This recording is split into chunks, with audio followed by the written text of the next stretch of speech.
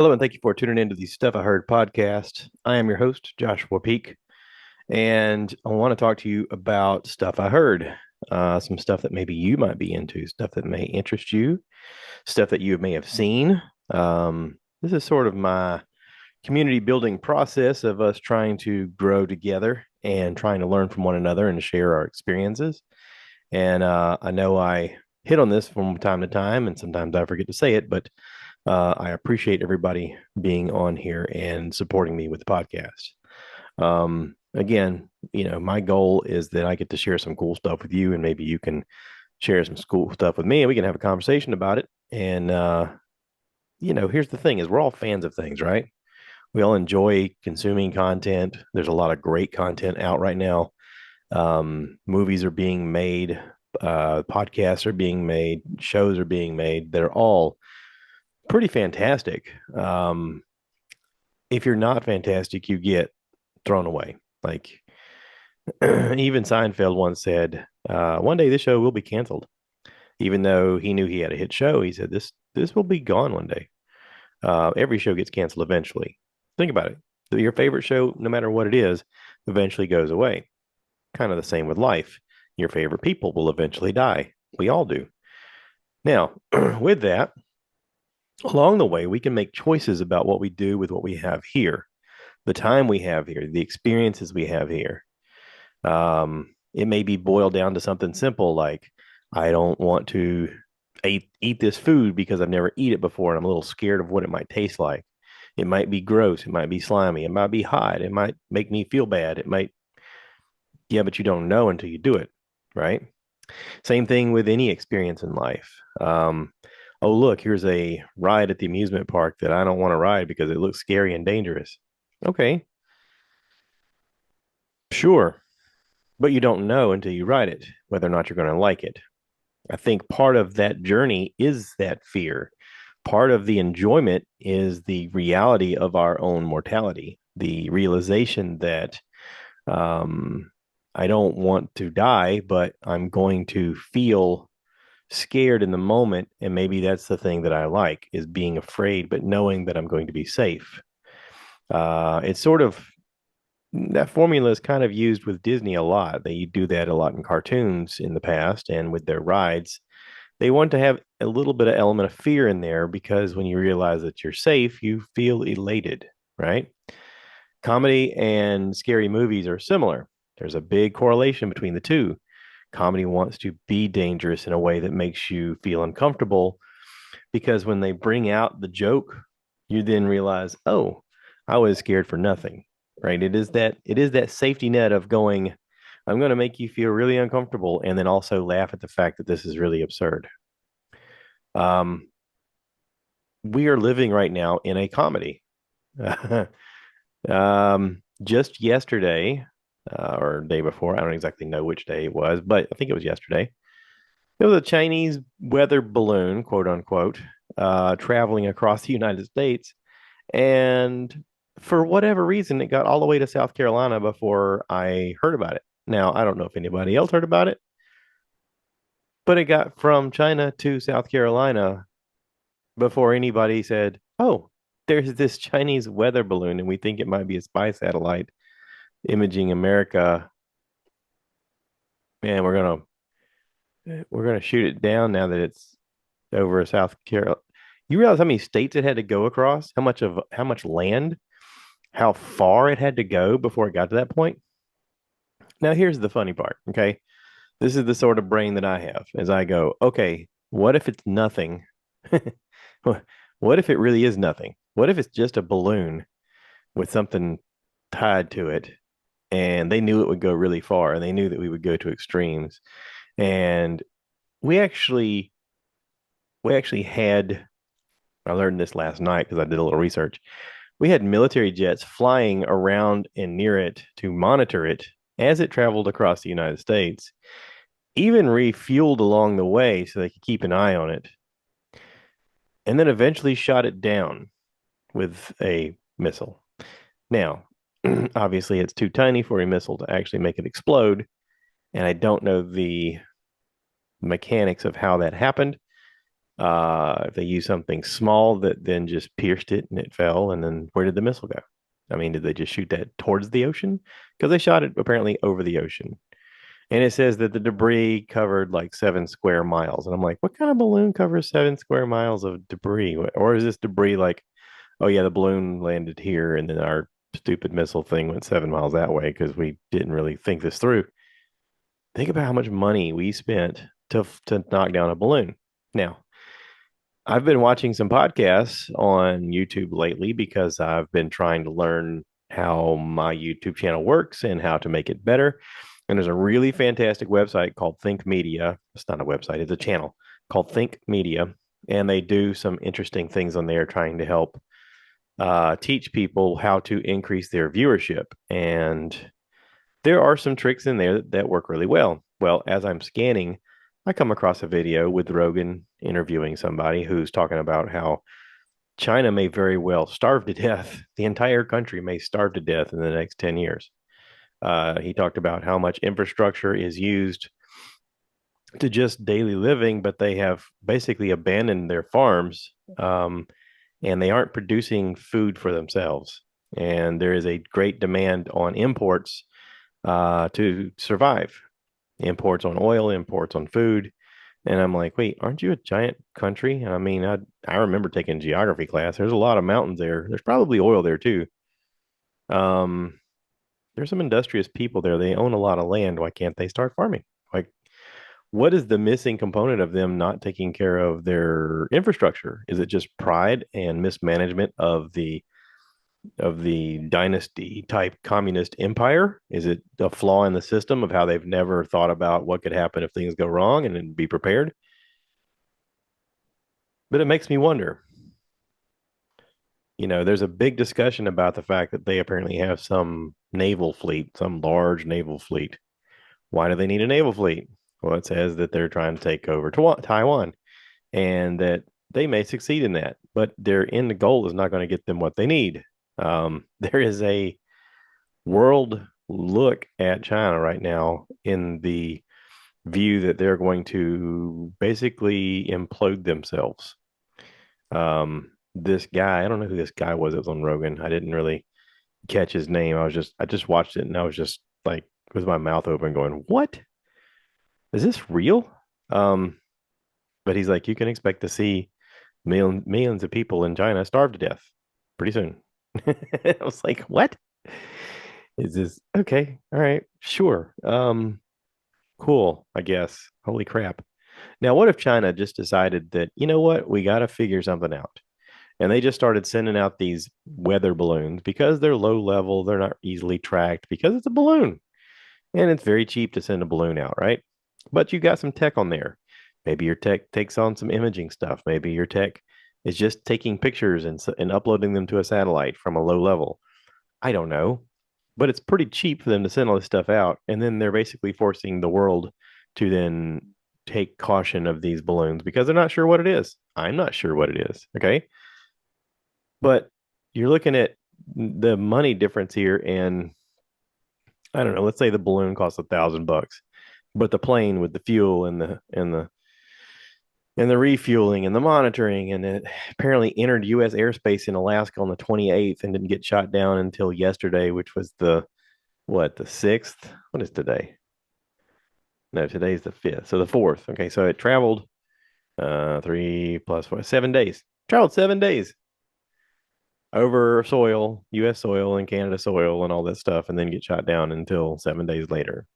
7 days worth of jet fuel and fighter pilot pay and all kinds of stuff happening. And and then what? We shot it down. Okay. We used a lot of horsepower to take care of something that was really tiny.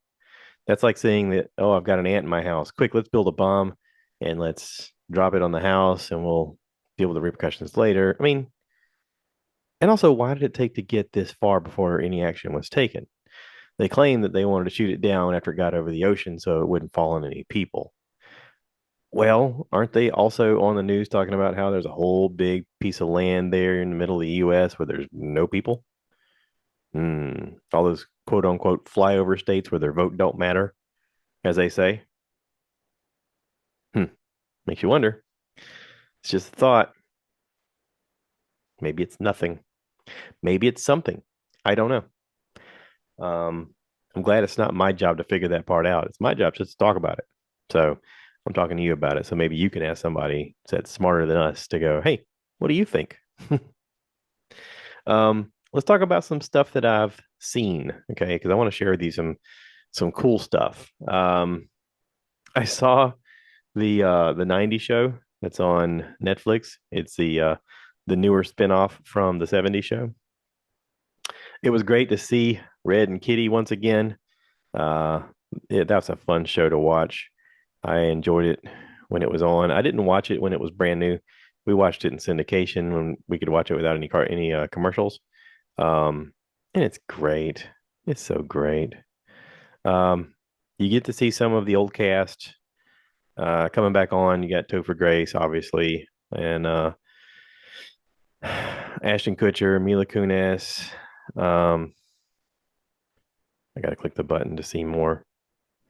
Um, why don't I have it on the lineup?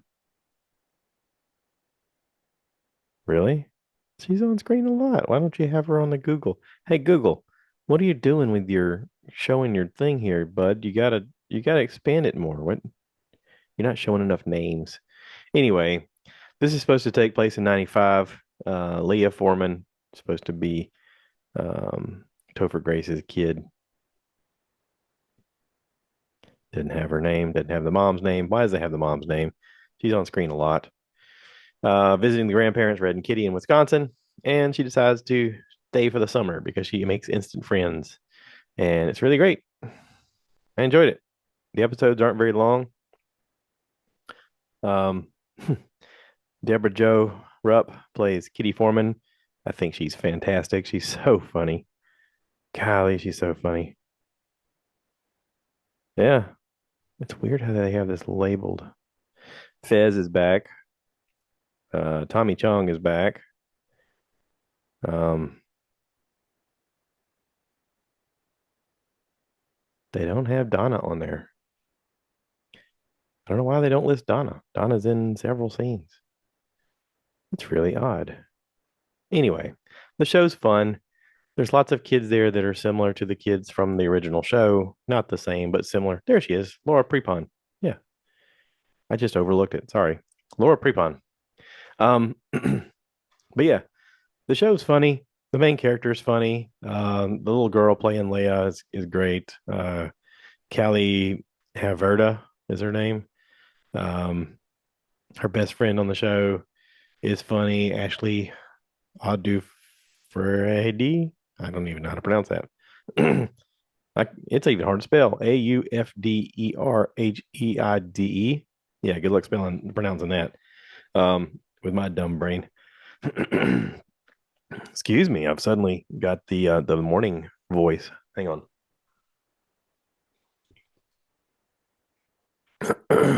Got to lubricate with some coffee. There you go.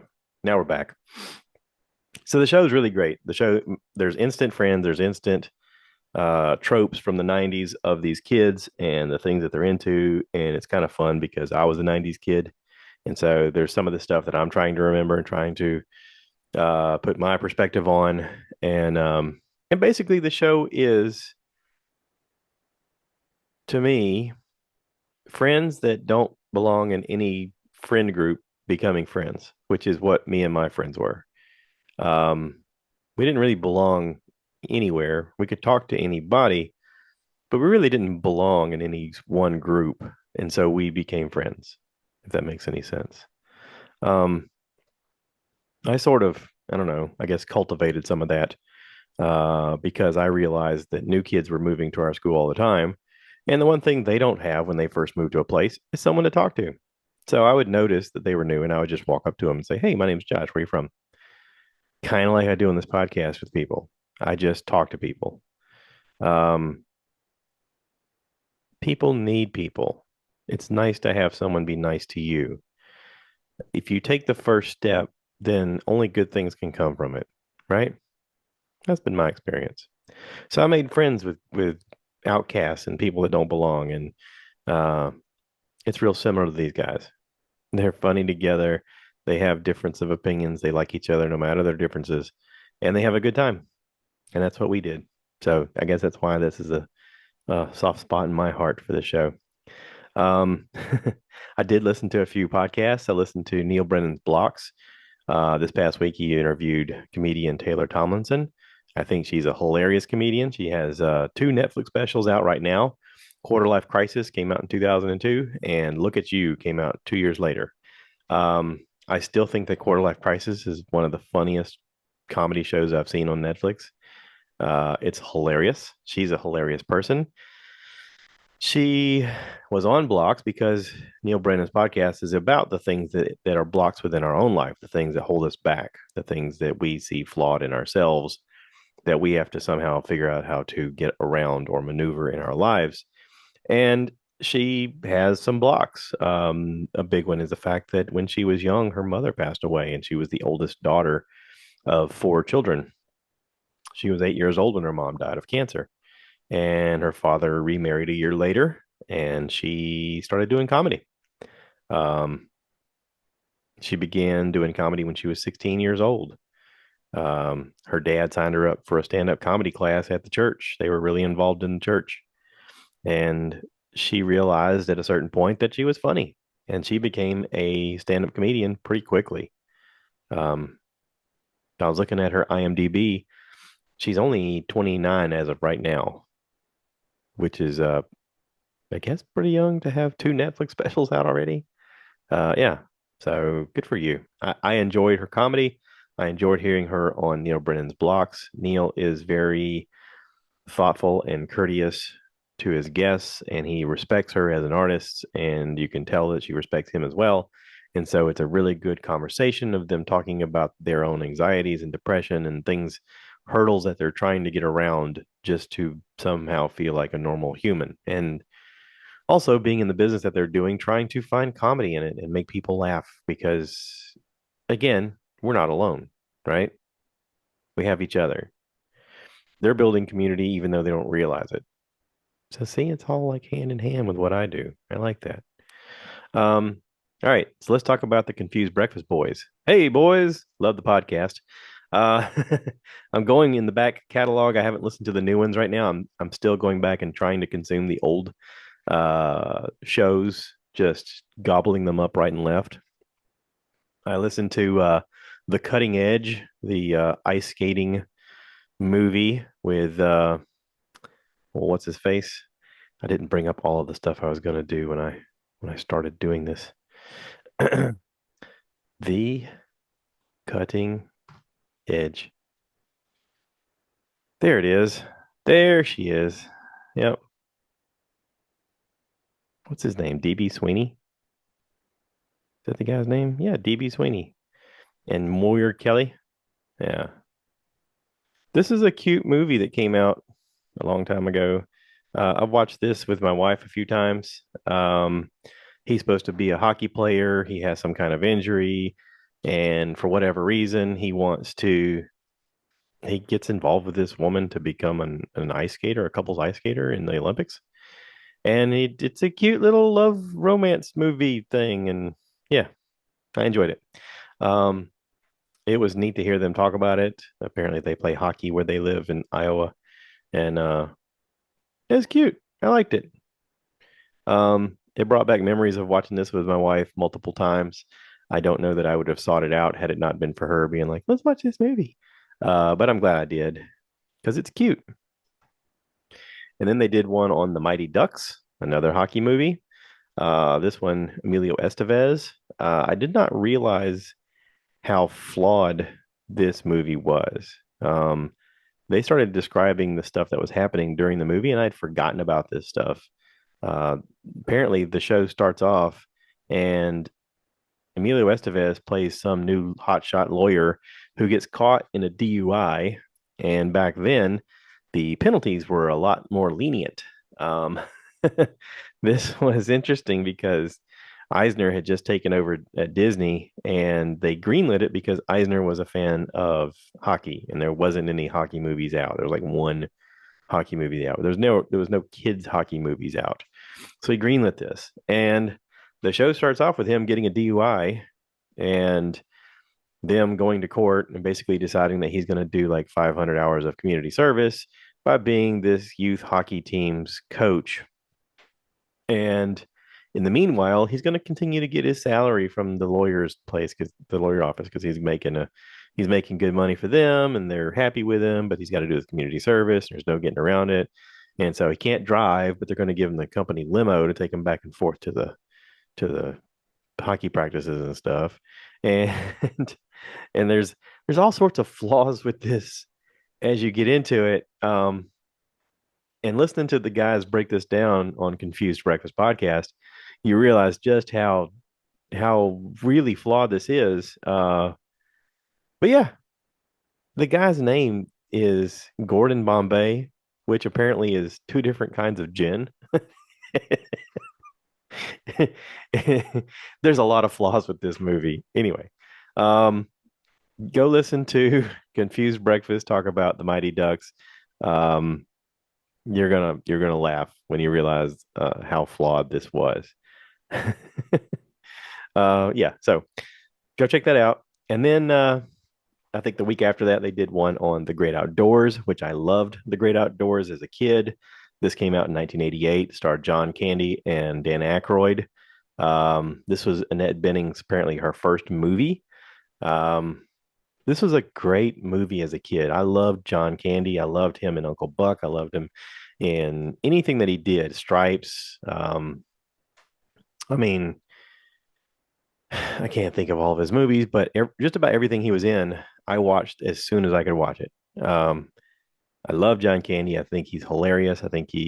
This movie, he was kind of the best dad that you could imagine ever having. This was the dad I didn't have growing up, but this was the dad that I wish that my dad was. Um, he just connected with his family really well. He was, very loving with his wife. You can tell that they had a quick repertoire as a family. Dan Aykroyd plays his brother-in-law. He's sort of a pompous train wreck of a guy that doesn't have a connection with his kids and is a blowhard. And this movie's great. This movie's great. I love everything about this movie. I've watched this movie at least 10 times back when you used to have to catch it whenever it was on. If it was streaming right now, I think I'd watch it. I love this movie. I love John Candy. I remember when he passed away, it really hit me hard. Yeah. So check out Confused Breakfast discussion about the great outdoors. It's fantastic. And then right after that, I listened to them do Terminator 2 Judgment Day.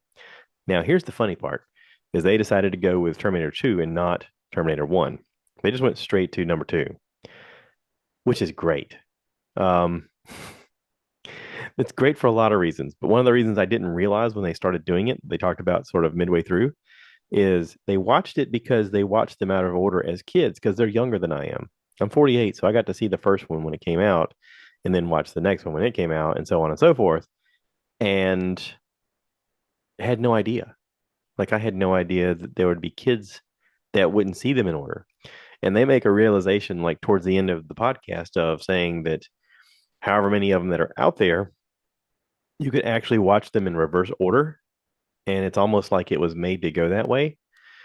And so it's interesting. This is it's a time traveler. I'm sure everybody's seen this, but it's a time traveler type show movie. Arnold Schwarzenegger is the or is the Terminator. And then you got Robert Patrick as the T-1000. He can turn into liquid metal.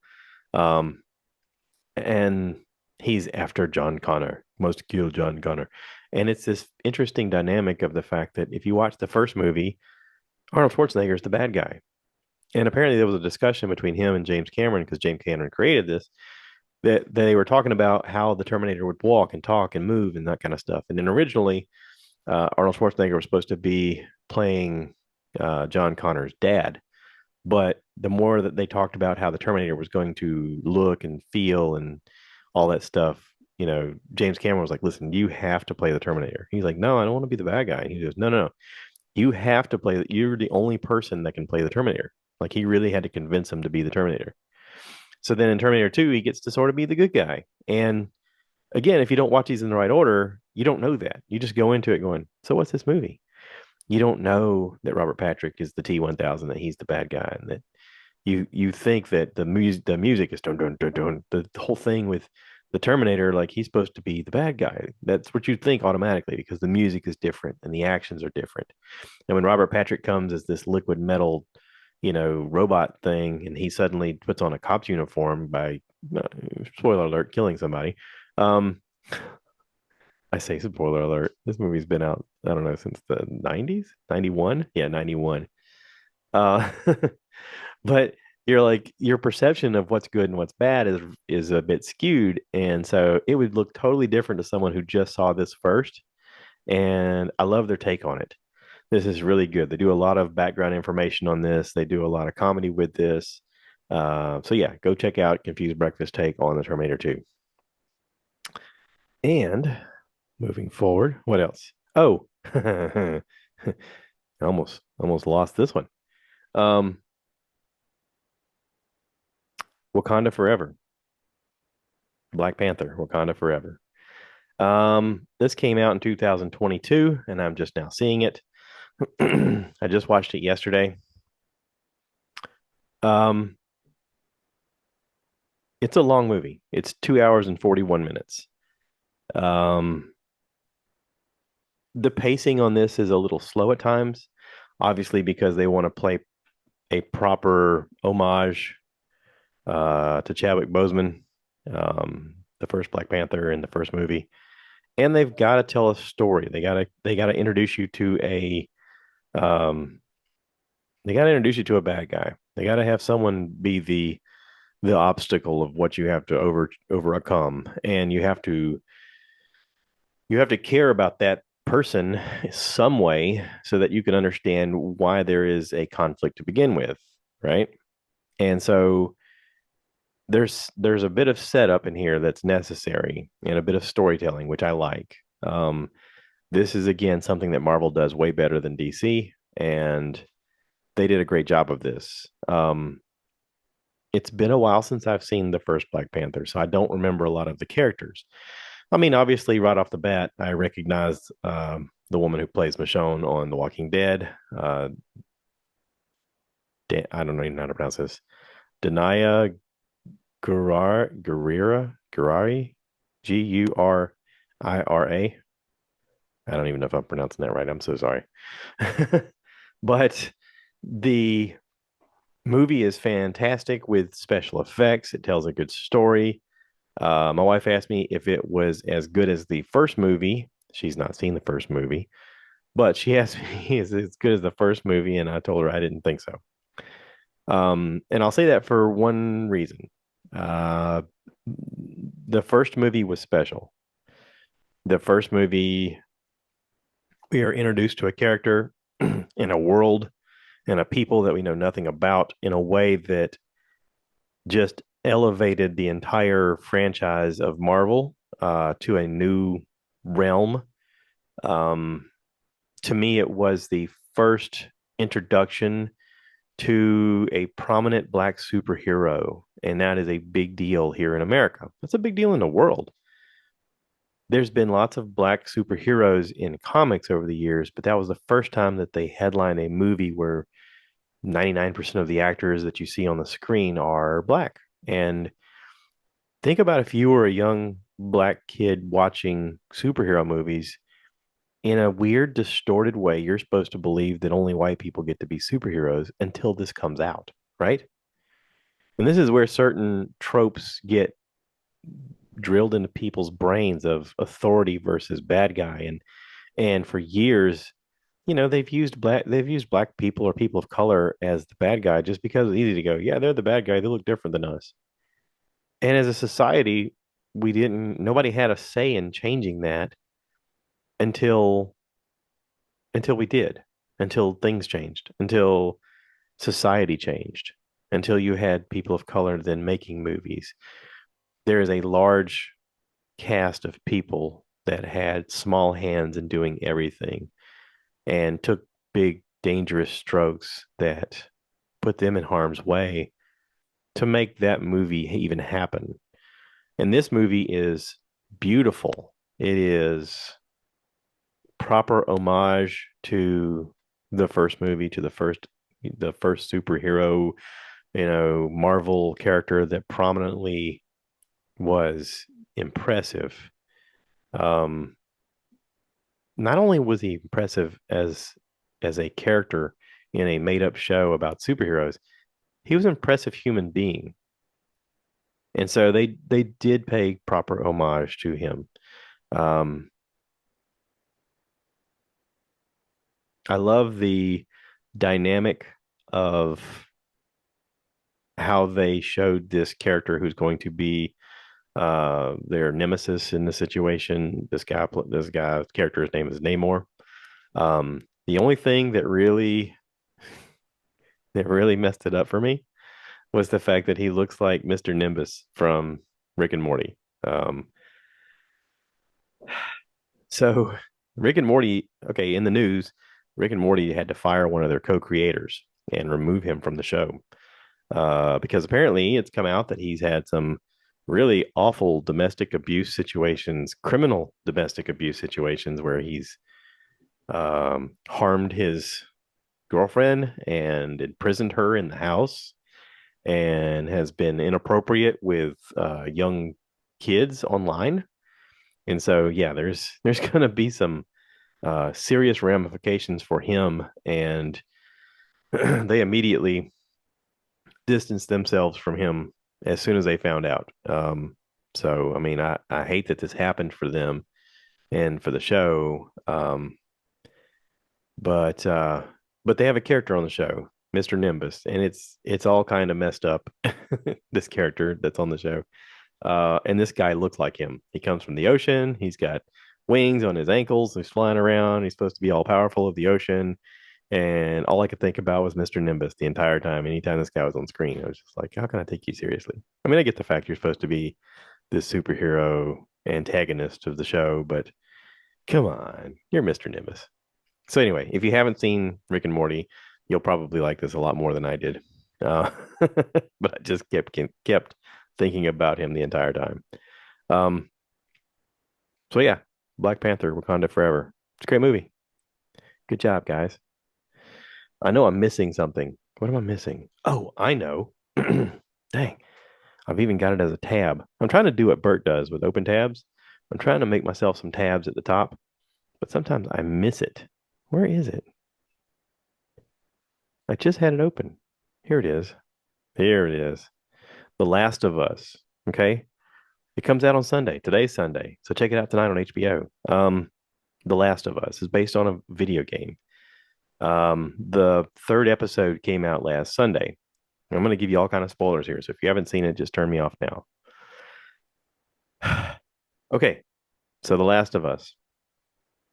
Joel is the main character. That's Pedro Pascal, and he's with Ellie, played by Bella Ramsey. They are traveling to Lincoln, Massachusetts. They're on their way to find a guy that they know, a guy named Bill.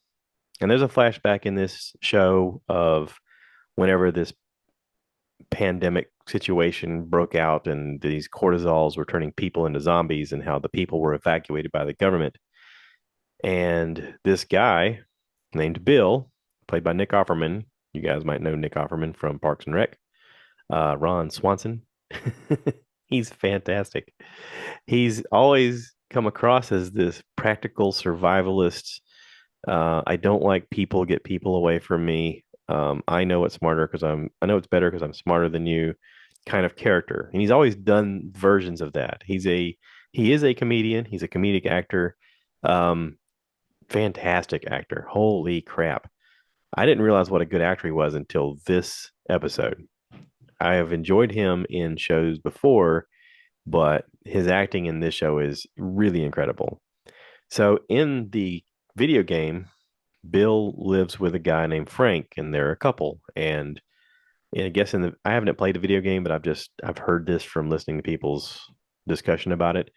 But apparently, they're essential to their survival of Joel because they give him a vehicle so that he can travel west to then look out for his brother and hopefully get Ellie to somebody called the Fireflies.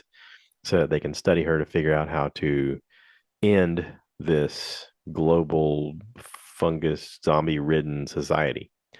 Um, but this is the love story of Bill and Frank.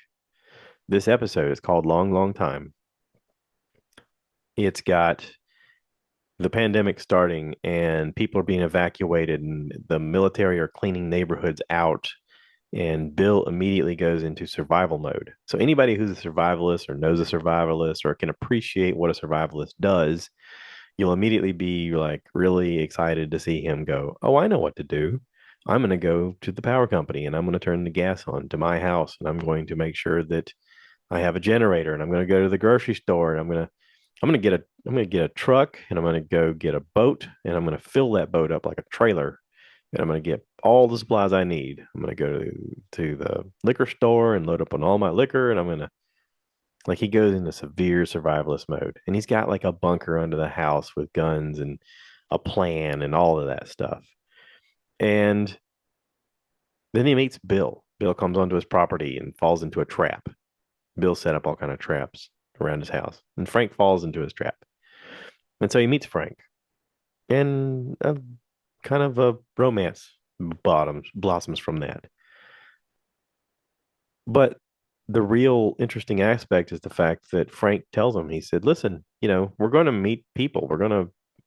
I want to fix up the town a little bit. I want to do some things around here because we need people. We need people." And Bill doesn't want to accept that, but Frank sort of gets him to sway his mind and gets him to realize that this isn't the worst thing ever. Because Bill's instinct is just to kill people because people are the danger. But if he'd have done that with Frank, then he wouldn't have fallen in love. And so it's a beautiful love story mixed into this zombie situation.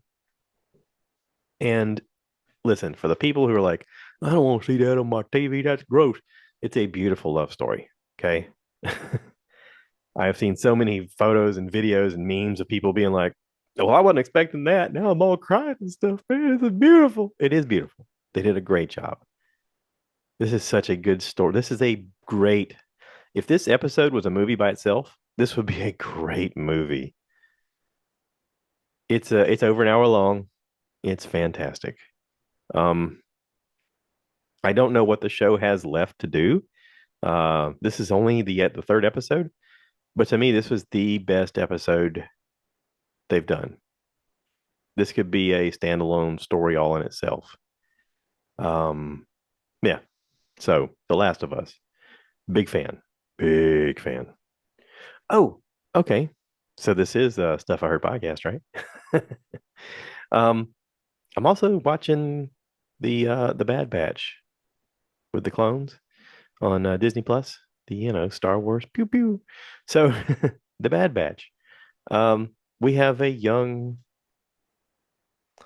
Wookiee Jedi Padawan, I guess you'd call it. Um, Interesting dynamic. I didn't realize that I had seen him before. His name is Gunji. Um, he was on one of the Clone War episodes whenever Yoda was taking younglings to get their kyber crystal. I didn't realize he was in one of those episodes. I saw someone's review on it. I think maybe it was Emergency Awesome or Star Wars Meg or one of those YouTube channels pointed that out. And I was like, "Oh, no kidding." So here's my thought. Okay, I have a thought about this. In the Star Wars that we're going towards now with Disney owning it, you have to tell a new story beyond the Skywalkers, right? You have to. The characters who play them are getting too old. There is the legacy and the lore of Vader and Anakin, and that will live on, and Luke. That will live on. There's still a good 10, 12 years of content you can make out of just them being involved with what you're moving forward. But also, the guy who played Chewbacca died.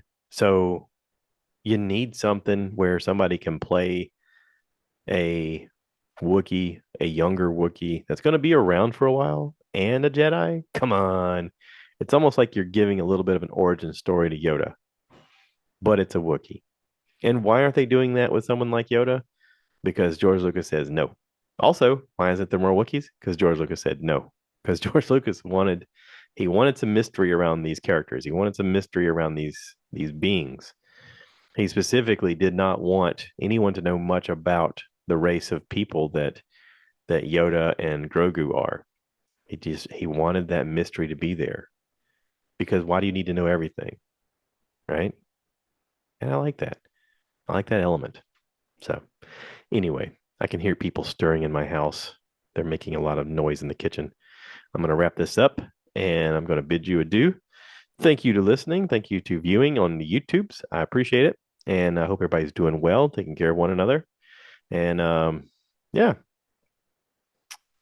please, if you can, go on the little subscribe button, hit the subscribe button. If you've got a moment to give a review, please do that. It helps the show out. Remember, 5 stars are the best. And I appreciate every one of you. If you want to build community and you want to talk about some of these shows, come on here. Let's talk about it. Let's talk about what your thoughts are on some of this stuff. That's how we do this. So until then, y'all take care now. And don't forget, cue the cow. So I want you guys to give me more likes. Give me more likes!